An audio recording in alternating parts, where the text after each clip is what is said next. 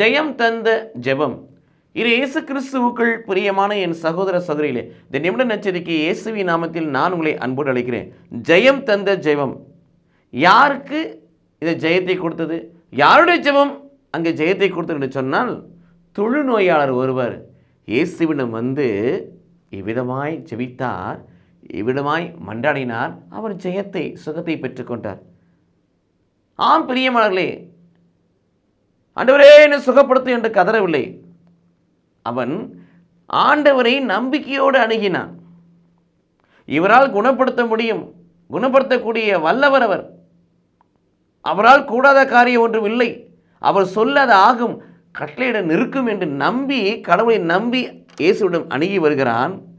அணுகி வருகிற தொழுநோயாளர், ஏன்னா தொழுநோயாளர் வந்து யார் பக்கத்தில் போகக்கூடாது, ஆனாலும் இவரை நம்மை குணப்படுத்துவார் நம்பிக்கையில் துணிந்து அவன் அணுகி வருகிறான். வருகிறவன் சொல்கிற வார்த்தை, ஆண்டவரே நீர் விரும்பினால் எனது நோயை உம்மால் குணமாக்க முடியும்.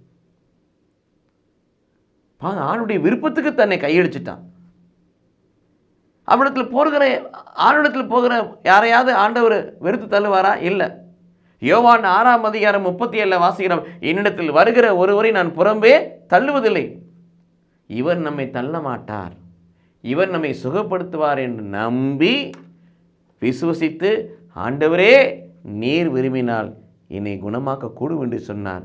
அங்கே பார்க்குறோம், அவருடைய நம்பிக்கையை கண்டு, அவருடைய அணுகுமுறையை கண்டு இயேசு முழந்தாள் படியிட்டு தன்னிடத்தில் ஜெபித்த அவனை பார்த்து பரிவு கொண்டார். பரிவு கொண்டு கையை நீட்டி அவனை தொட்டு, நான் விரும்புகிறேன், சுகமாகிறேன்னு சொன்னார். அவன் மீது பரிவு கொண்டு, இரக்கம் கொண்டு கையை நீட்டி, தொழுநோயாளி மீது கையை நீட்டி அவனை தொட்டு, நான் விரும்புகிறேன், உன் நோய் நீங்குக என்று சொன்னார். தொழுநோயாளர் குணமானார். பிரியமானவர்களே, ஆம், ஜெயம் தந்த ஜெபம்.